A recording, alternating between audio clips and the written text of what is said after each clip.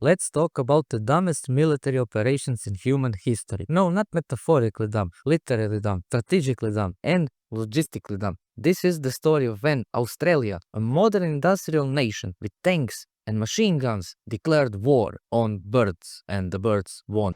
Are you serious? This is not a joke, this is the Great Emu War of 1932. This was real, it was armed, it was taxpayer funded, and it ended with thousands of flightless, overgrown chickens still standing while the army quietly walked away and pretended it never happened. After World War I, Australia had a surplus of two things: soldiers with nothing to do and the land in Western Australia that nobody wanted. So the government did what governments do. They combined two problems into one worst solution. They handed out plots of land to veterans and said, "Here, be farmers now, good luck." Never mind that most of them had no experience farming, never mind that the land was mostly dry, useless scrub, and never mind that there was zero financial support and the nearest now was 3 days away by kangaroo. But nope, wheat would fix the economy. Well, apparently. Fast forward to early 1930s. The Great Depression hits. Wheat price crashes to the floor. The veterans, they can't pay their bills. The government, they won't subsidize them. And the crops, they're failing.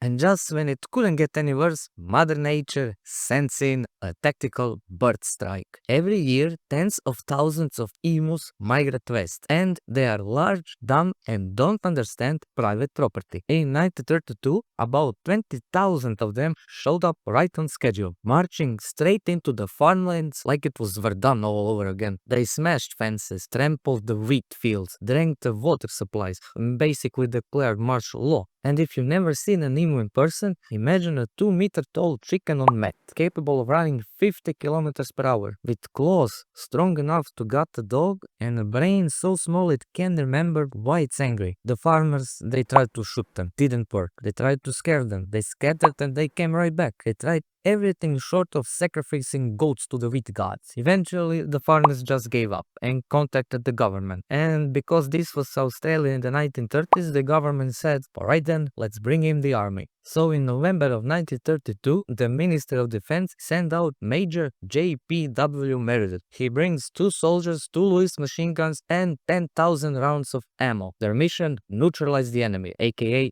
the emus. Yes, they actually deployed machine guns against birds. Day 1. The soldiers spot a group of 50 emus. They wait for them to bunch up. They set up their guns and then they open fire. And the birds, they scatter instantly. They zigzag across the field like they've been training for this since hatching. Most of them escape. A couple drop. So round 1 goes to the emus. Day 2, they find a large mob, around 1,000 emus this time. They set up an ambush behind the dam, wait until the birds are close, and then they open fire. But the guns, they jam. Half of the flocks escapes, the other half just stands there like, what are these idiots doing with their metal sticks? Yeah, I think that's pretty close what they thought. So round 2, emus again. Meredith realizes maybe mobility is the problem. So he mounts a machine gun on a truck.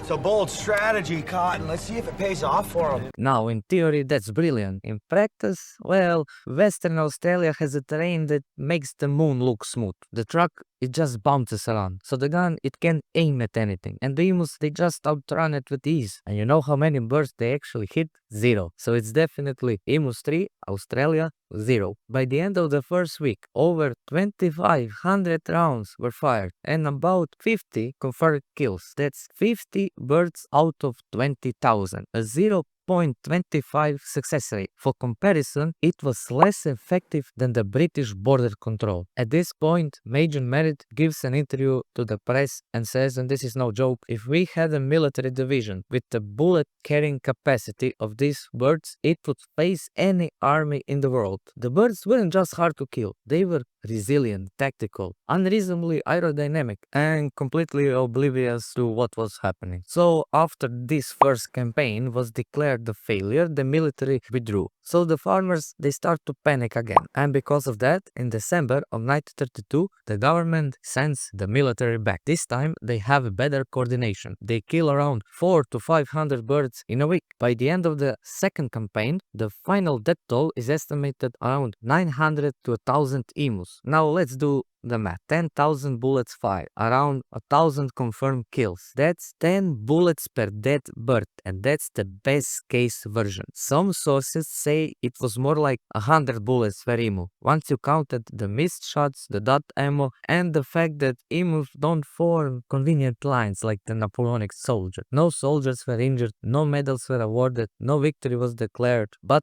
the press had a field day. International headlines mocked the military, like Australia loses war to birds. And to be fair, they weren't wrong. Eventually, the government stopped sending soldiers. Instead, they started offering bounties. And shockingly, that worked. Turns out, paying local civilians per dead bird is more effective than machine guns operated by trained soldiers. Who knew? Says a lot about the Australian military now, does it? Today, the Great Emu War is a meme, a national embarrassment, a perfect example what happens when military power meets birds with better instinct. And yes, this really happened. It was real, it was funded, and it failed. So next time you feel like your life is a mess, remember that in 1932, the Australian government lost a war to 20,000 dumb birds with no weapons, no tactics, and no idea that they were even fighting. And what about emus? Well, they're still tall, fast, free, and dumb.